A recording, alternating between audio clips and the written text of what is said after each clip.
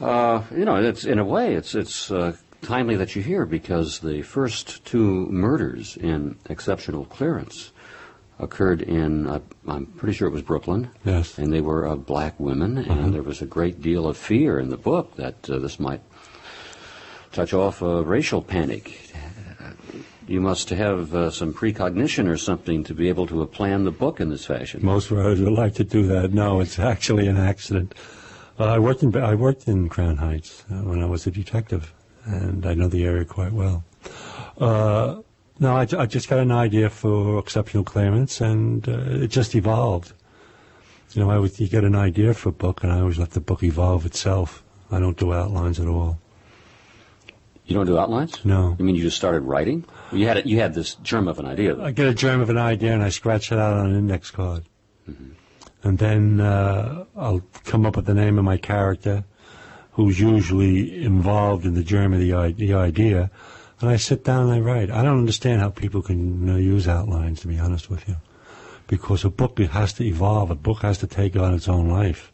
Your characters have to become alive in your own mind and on the pages. And when you have an outline and you stick to that outline, you're not letting the story or the characters evolve into their own life. Well, you don't have to stick to the outline. It's a guide. We here, for example, as an all-news operation, the producer, of which I am one, we make up what we call a rundown sheet. Right. This rundown sheet establishes what stories we're using at a given time, the placement within the hour, what tape we're going to use, and sometimes, and this is given to the writer or the anchor person who writes also, maybe 2 hours before the broadcast, and sometimes at the last minute it's thrown out. Right. It's only a guide. That's correct. But unfortunately, I know many writers who stick to that outline. Mm-hmm. I mean, when I start writing, the first 1 or 2 pages, it evolves. It comes to life. And it's different. It's just different. The characters come alive. I'll start writing a man or a woman as a character, and I just think they're going to be a walkthrough, a walk-on character, and all of a sudden they become a major character in the book. Well, that's part of the pleasure for you, isn't it? Yeah, I've talked to other writers who tell me that their characters sometimes just spring to life. They have just come alive. And they're fascinated. They want to see where these characters go. Absolutely, absolutely. The book comes alive as it evolves. It takes on its own life. It has its own life form. I mean, of the books I've written, all my characters are alive in my mind. I can see them. I can see Dan Malone, Gus Heineman, Shaughnessy, Lucas. They're all there. And that's the gift of writing. I used to think it was a skill and that you could go to school and learn how to do it, but that's not the case, I don't believe. I think you just have to have a gift. And a lot of people don't know they have the gift. Well, I think you're right. It is a gift because most people can't do it. But also I think that you would probably agree that when you write, it's kind of on-the-job training. Nobody can tell you how to do it. You got to learn. It's on-the-job training, absolutely. And the only way to learn how to write is to write. Sit down with your pen and paper or your typewriter and just start in Once Upon a Time. There was a guy named Joe Blow, and he walked across the street, period. And that's how you do it, and you learn your mistakes. You learn that less is more. You learn not to overwrite. You learn not to use too many adjectives. Use them very sparingly. And to create your characters. And you learn how to breathe life into your characters. Because you have a real advantage over a lot of people, especially people who want to write mysteries and thrillers and detective stories, because you have the police background. So all the procedural knowledge you have already in order to write this book. That's true. I had 30 years in the New York City Police Department, but I still have to keep up. The technology changes so fast. You just have to keep up. Now the cops are starting to be issued Glock automatics. I had never heard of that, a plastic automatic, 9mm holds 15 rounds. So I had to bone up on what it is, the nomenclature of this weapon. I might need that in a book. You have a lot of information about police procedure in exceptional clearance, but in other police departments, are they essentially the same? For example, reports and files and documents and things have numbers. But what if it's the Seattle Police Department? They have is the it same different, thing. or is it the same? They all have forms. It's a bureaucracy, and you have to hold your people accountable. And one way of holding people accountable is paperwork. Could you write a police story with a certain degree of confidence and set it in Seattle, say? I think so. I've been out there. I used to work with the police commissioner of Seattle. And he was the New York City cop, by the way. And, yes, I think I could. I've been in many police departments throughout the world. Every time I go overseas, I go to the local police. And I had a lot of work on black sand in Greece. I was with the Athens police, the Hellenic police department, I should say. And it's the same job. It is the absolute same job. It's just a different language in a different country. But cops are cops all over the world.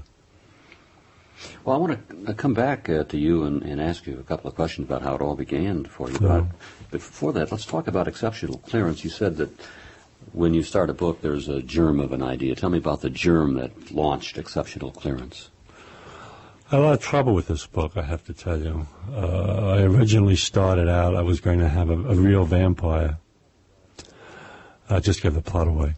A real vampire. And I started to do research on vampires. And there was a whole body of academic knowledge on vampires.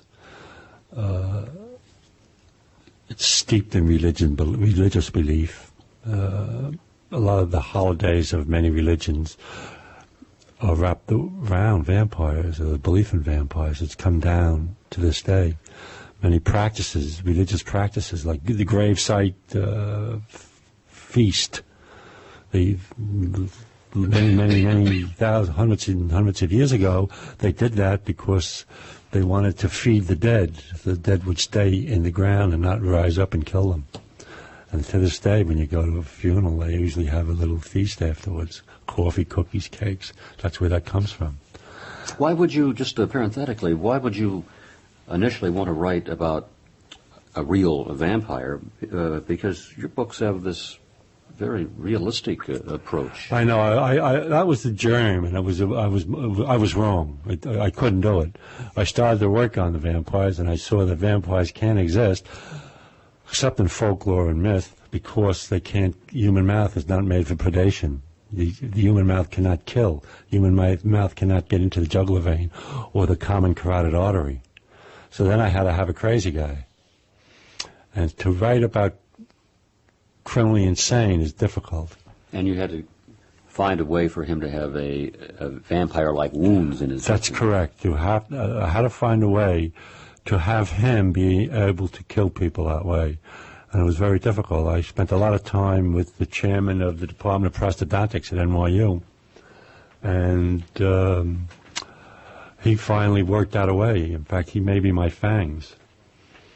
And that's how it came to life. Once I did that, the book came to life. Once I learned that it could be done. Tell me about your lead character, who's a Portuguese detective Right. and a maverick. That's correct. All New York City cops are mavericks. The wonderful thing about it is that, as the mayor says, we are a mosaic. And no one ever writes about the Portuguese. I love the Portuguese. I love Portuguese food. I love Portugal. So I figure let's have a Portuguese hero. This way I can get a little color in it, a little color of that background, a little color of the country, a little color of Portugal in the United States, the Portuguese community here. And that's why I did it. I always do that. And the lieutenant, whose name escapes me? John Vinda. Vinda forms an elite group to investigate these particularly horrifying homicides that Yes. go on throughout the city. Is this a normal thing to have a special squad set up like that? They will form task forces, yes. Each borough command has a homicide task force and squads of detectives that work out of each precinct. When they have homicides, and they think it's a series of homicides, they will form task force and they will just devote all their energies to that. i.e. the fellow who's son of Sam, they had a task force for that. Joe Borelli, who's now the chief of detectives, led that task force. And they bring men in from all over the city, and they're assigned, and they just concentrate all their energies and resources on solving that case. How many books have you written? This is the fifth one. You don't repeat your characters, do you? No, I You have don't. all fresh characters for every All fresh. Some of them I plan on. Tony Scanlon, my one-legged detective, I'll bring him back someday. But I just like to go on. I like new life. I like to create life through my writing. I just go on. I always say, well, the next book I'll bring Scanlon or Malone back. But somehow I just want to develop new characters. The one I have in the typewriter now I have is totally different from anything I've ever done before. And the main character is totally different. And that's what I enjoy doing. You're going to stick to cops, I hope. Yes, I have to stick to cops.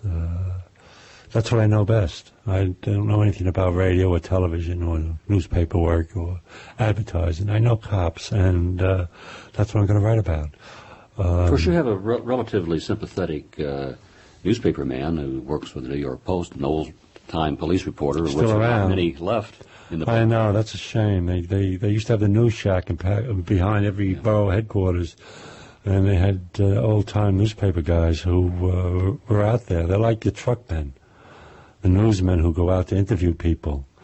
Now, unfortunately, you have a lot of personalities, a lot of stars in your business. They're not too many cops. newspapers left either. Well, that's true. That's true. But none of them have cop reporters except the Post and the News. They have what? Police reporters.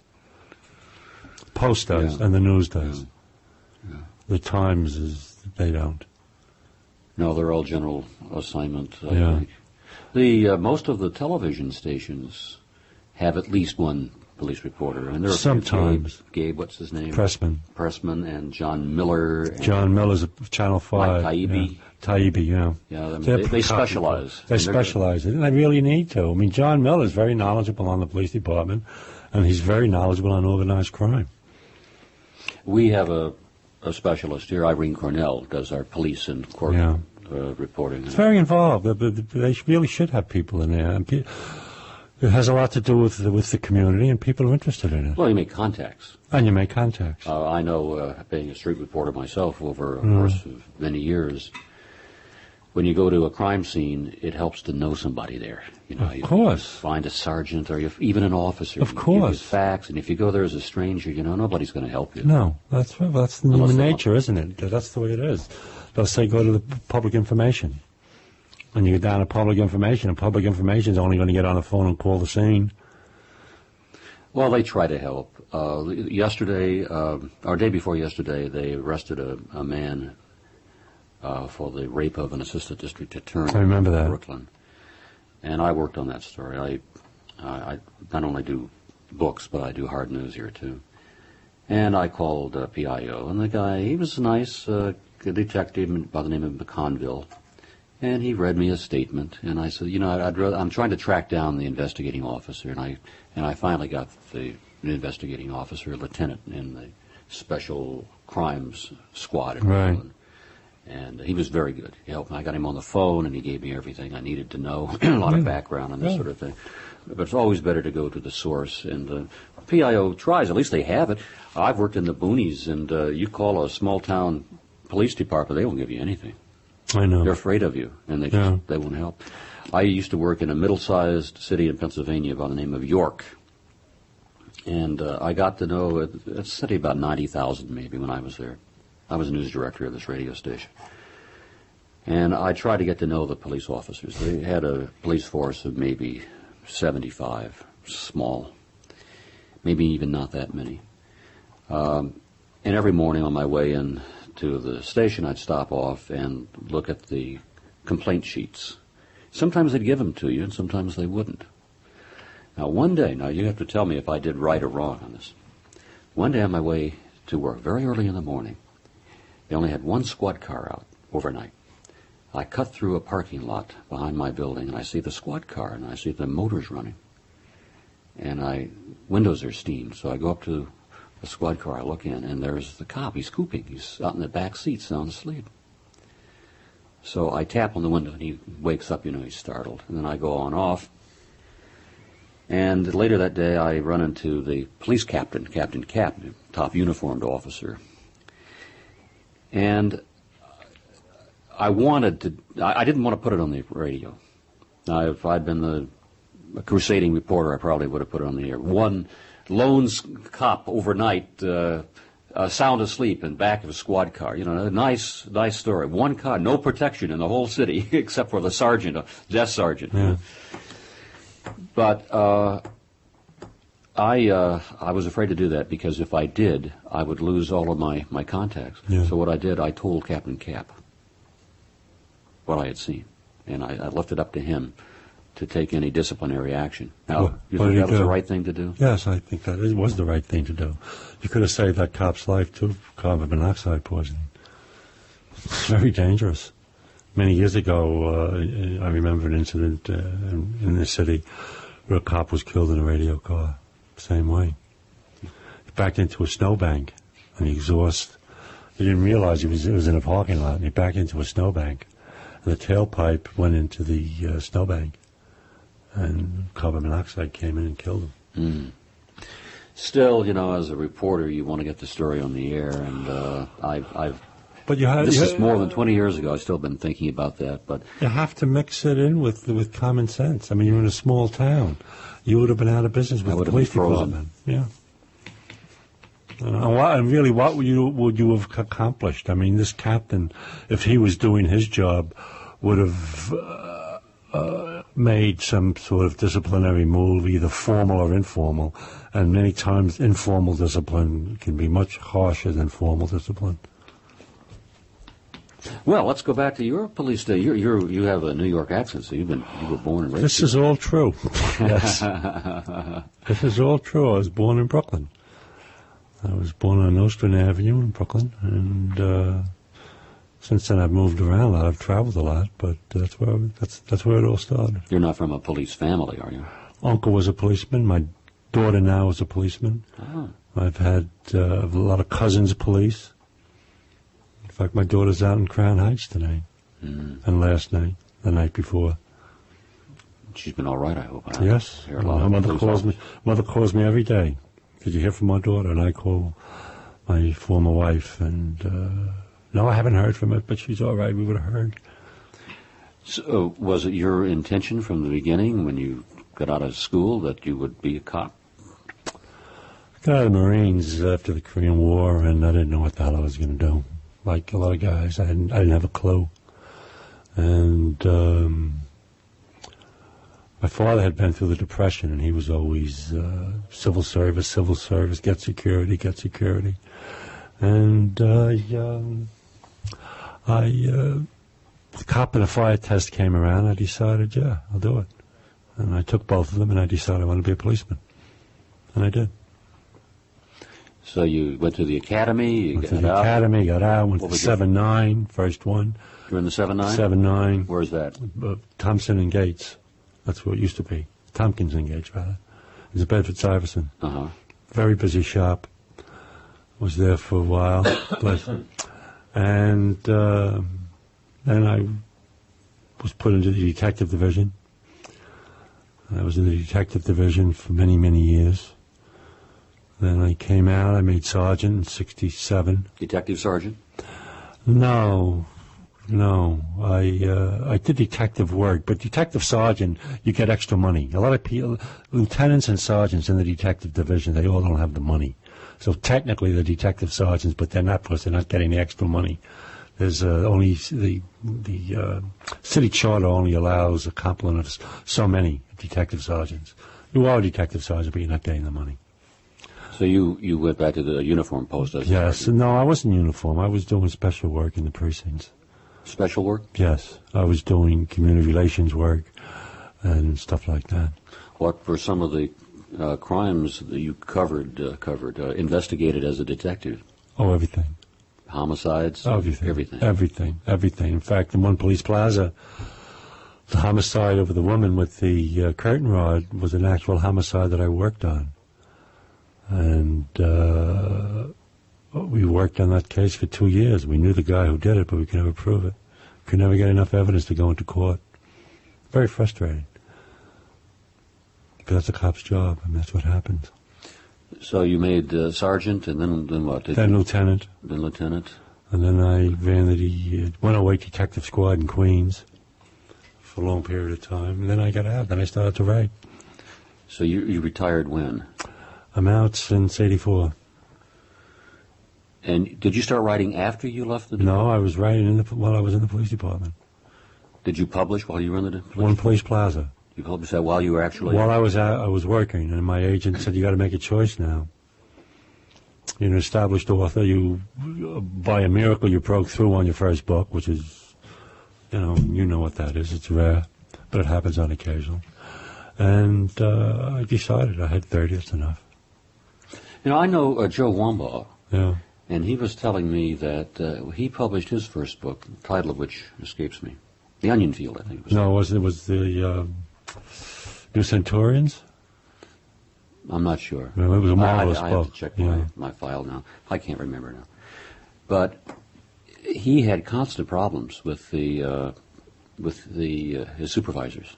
They did not approve of his writing. He wrote in a very candid, frank style. More than just a thriller. I mean, some of his cops were not... They were wonderful. They were so real. They were real, but they didn't... Some of them were not savory, like any group of people. Well, yeah. It's the same in the NYPD. Some of them are not savory. That's right. And they wanted him to clear anything he wrote, and he didn't want to do it. And they busted him, and they took him out of the detective squad. They put him back on a beat. He said he went through hell, and finally it got bad enough that he just had to quit. And they gave him every crappy assignment they could give him in order to harass him. Basically, that's jealousy. It's jealousy. He writes about cops. He writes the way cops are. Bottom line is, a cop is out there going to put his life down for somebody else, to save somebody else, with all their flaws, with all their carrying on, with all their craziness. They're still out there to protect life and property, and they do that. I was down One Police Plaza this morning, and the rotunda there is filled with plaques with cops killed in the line of duty. And Wambaugh wrote about the way it was, and but I think LA's a different town anyway. They're different people. But you never ran across any opposition about that. I will tell you, in all honesty, I never had one iota of problem in the New York City Police Department. Not one. They all wished me well. They still wish me well. That's from the police commissioner down. And they never interfered. I can call up and ask for something. I get it. I can ask to go out, and I want to go out with this detective squad. I mean, now I'm a civilian. I just can't do it. I have to sign safe harmless agreements in case anything happens to me. I save the city from any harm. But I can do whatever I want, as long as it's legal. Never, ever, ever have I had any problem with the New York City Police Department. And in fact, you probably became a celebrity within the department while you were still... Yeah, well, I did, yeah. But all New York City cops are celebrities. Well, yes, they are. They're a special breed. The One Police Plaza, that was really a successful book. That was filmed, too, wasn't it? It was filmed. Robert Conrad was in it. Then they did a sequel with James Farentino and Jennifer O'Neill. And I was involved with both projects. And I got a lot of respect for the movie industry. They're very professional people through that. I used to hear a lot of bad-mouthing them in publishing, a lot of writers. But they're very professional. They know what they're doing. And they did well. In fact, One Police Plaza was on television last night. Was it on last night? It was, and I watched it again. What channel? I wish I'd... Life Channel. Oh, I don't know if I get that. Yeah, and I watched it again. I saw myself. Did you play a role? Oh, I have a cameo. A la Alfred Hitchcock. Little cameo. I get off on that. That's my ego, to see myself in the movies. Oh, I think that's a hell of a lot of fun. Oh, yeah, it's a lot of fun. Yeah. In fact, the next movie I'm involved in, I'm going to have a scene someplace where I can have my daughters and my grandchildren sitting on a park bench or something. That's real ego. Well, I think if any of your books are filmed, you ought to take the lead. I'm not an actor. I can't act. I can act down. You've got the right voice. I can act down the street. When I'm a cop, I can act. But in front of a movie camera, I don't have it. It takes a lot of actors really fascinate me, how they can change. How I create with words, actors really. But when you're watching people and actors do it, they're talking to you, and the next minute, they can be somebody else. Unbelievably somebody else. Well, that's another gift. That's a gift you have to have. I have a feeling, though, a lot of the Hollywood movies, especially movies that you see made for television, are not too realistic in terms Well, they're not. of They're shot, what, in 30 days? Low budget. Hill Street Blues was that was wonderful. Was a good show. That was wonderful. I don't know why they took that off. It was making money. I guess it was losing. Yeah, you're right. It's too good. It's not going to last. You know the only thing good on television? The Muppets. The Muppets and I, Claudius. Channel 13 will have good things occasionally. The rest of it is, I don't know who they make it for. They make it for space cadets and brain-dead people. Well, fortunately, I have cable, so I I tape movies from Showtime and American Movie Classics. They're wonderful. In fact, I'm taping this afternoon The Return of the Invisible Man, 1940. Why can't they do that now? And yesterday I taped Abbott and Costello Meet the Mummy, because I saw that when I was a kid. Right. I've been taping all the Abbott and Costellos, because I grew up with I love Abbott and Costello they were so in the wonderful. 40s. So did I. Yeah. I remember when Costello's child was drowned in his pool.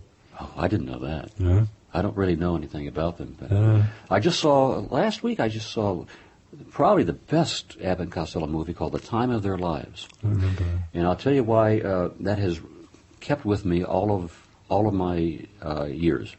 When I was a kid, and it was made about 1942, 43, 44, something like that. Costello and a woman companion are murdered by revolutionary soldiers, and their bodies are thrown down a well. And I was shocked, because I'd seen lots of Abbott and Costello movies, but here they're actually shot to death and their bodies thrown down the well. Costello comes back as a ghost and haunts the mansion where the well is. And Abbott comes back as a man in the current, who is a psychiatrist and is visiting the mansion on a holiday, and Costello haunts him. It turns out to be a very funny movie, but it was so shocking to see Costello being murdered and then dumped in a well. And I remembered that all these years, and I didn't even know what movie it was. I couldn't remember until I saw it last week. Isn't that crazy? Well, we remember things from our childhood. I remember how green was my valley. Yeah. I went to see that. I remember The Seahawk with Errol Flynn. I thought that was the greatest movie in the world. And even now, they died with their boots on with Errol Flynn. I was a big Flynn fan. Well, let's go back to you. And do you miss the... you retired after, you say, 30 years? Yeah. You miss it at all? No. I had it. It's enough. It's enough. And it's a young man's job. Just before I got out, I was chasing a burglar on a rooftop. And I grabbed the guy and I'm rolling across the roof with him. Subduing him with my little blackjack. And I remember clear as anything thinking, what the hell am I doing here at my age? I shouldn't be doing this. It's just for young people. And I don't miss it. Police work has always struck me as a mixture of occasional excitement and horrible tedium. You're absolutely correct, except in New York City. Cops in New York City go from job to job. There's very little tedium. They're very, very busy. Listen to the radio call in each division. Radios, they go from job to job. They never. There's very little tedium. On the late tours during the winter sometimes, it just slows up a little bit. I think the New York City police are wonderful. I've had a lot of doings with them, both professionally and personally. I had a relative who got involved in drugs, and that just had caused all sorts of problems. Yeah. And I can tell you the police in the 24th precinct where I worked and where I live, just terrific. They talk to you.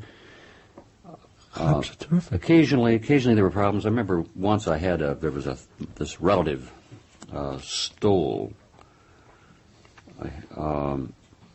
a number of items, including an expensive ring and so forth. And my wife and I said, "This is it. We're going to report this to the police." So I went, and they steered me to a clerk who made me wait for about an hour. And I described the missing objects, described the thief, And she said, well, that's it. I know. I said, I want a police investigation. I want an arrest made here. We can't do anything like that. And I was furious. So I finally went to the desk sergeant, and I explained the situation. And he sent me upstairs where I talked to a detective. And sure enough, they made the arrest. Yeah.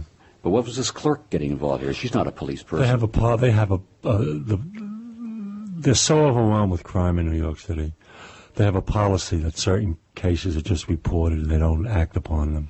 They just don't have the manpower. They just don't have the manpower.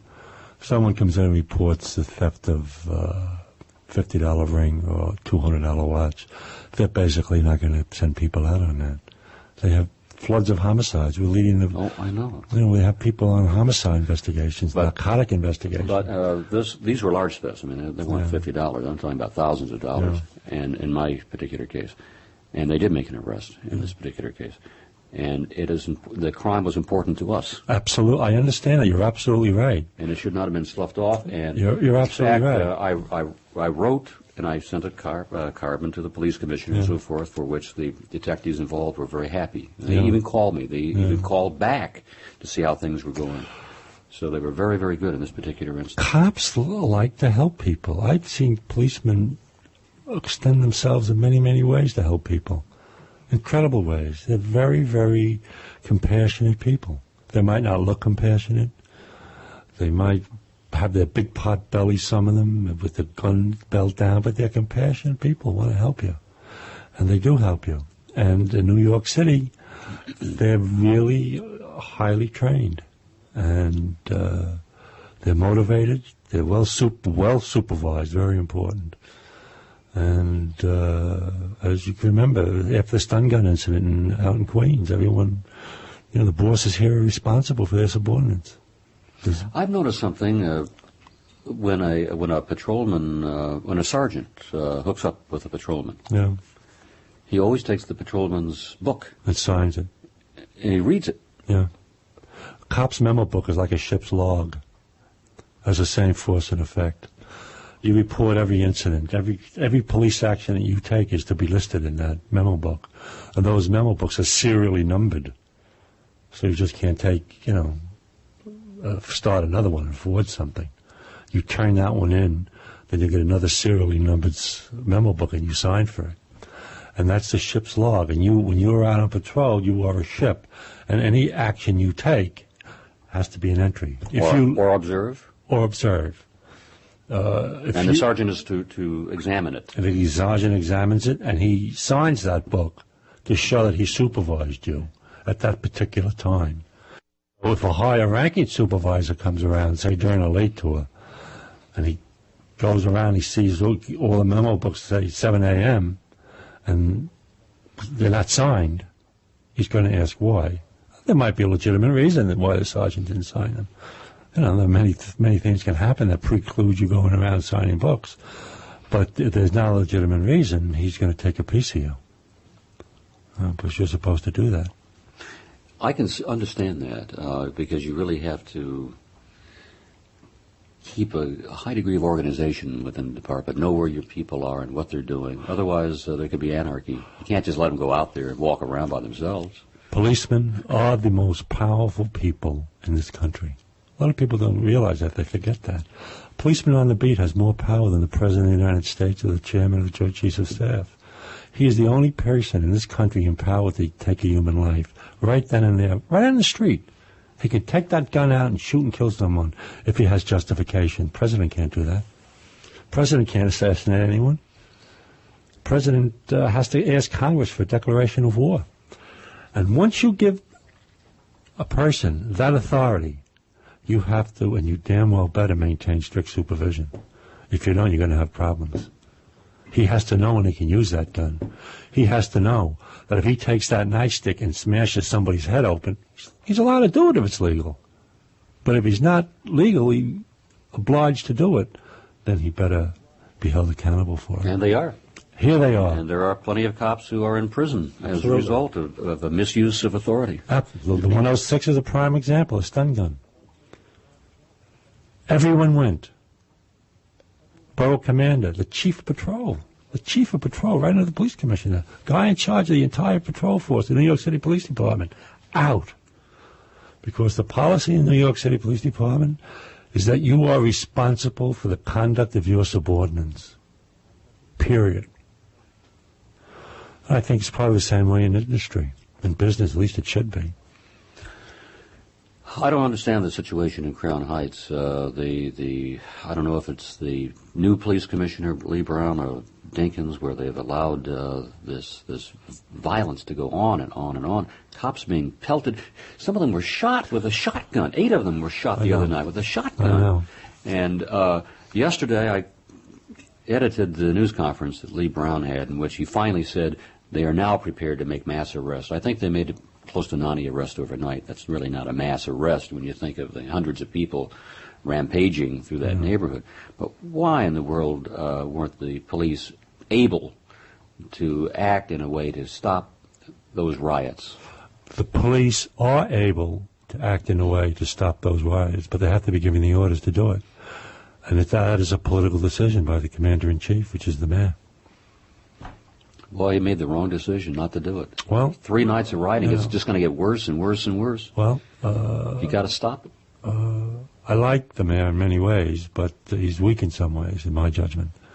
And he tries to be nice to everyone, and you can't do that. You know, you got to be tough sometimes. And, well, when you have mobs murdering people, overturning cars, setting them on fire, looting stores, you can't allow that. No, and a lot of them, there's no justification for that. A lot of those people are not from that community anyway. They're paid agitators by a lot of these self-anointed community leaders who live out of state. They bring their mobs in, they pay them, they're paid to riot. Actually, that's what they're doing. They know that. Police department knows that. But they don't act on it. Well, if I were the mayor, I would have had a fleet of school buses standing by. I would have had these people arrested, taken to an armory for processing. They have those plans. They have contingency plans for that. Exactly. That's exactly what the contingency plans call for. But you have to remember that this is the police department, as it should be, serves under civilian control. And the chief executive of the city is the boss. He calls political shots. A lot of times they will do things for political reasons. Well, they may also be worried that there might be a repetition of this Tompkins Square Park problem where the police got out of control. And police didn't get out of control. Yes, they did. No, they didn't. It's well documented that the police, in that one particular instance, beat people. And what about the rocks that were thrown at the cops? There were rocks thrown. Okay. But the police. No, it's well established. All of the subsequent reports, even within the department, indicated that the police were not prepared and well supervised. One of the top cops, in fact, had gone back to the station to relieve himself and just stayed, and they weren't supervised. There were other problems too. I read the report where cops were called in from other boroughs, and when they got there, they didn't know where to report, and they had to try to go through the mob trying to find a supervisor, and they were cut off, and it was. They have to be supervised on those same things, and the problem is a lot of they're not supervised. Now they're supervised. They have a whole new procedure, but again, the orders have to come from the chief executive.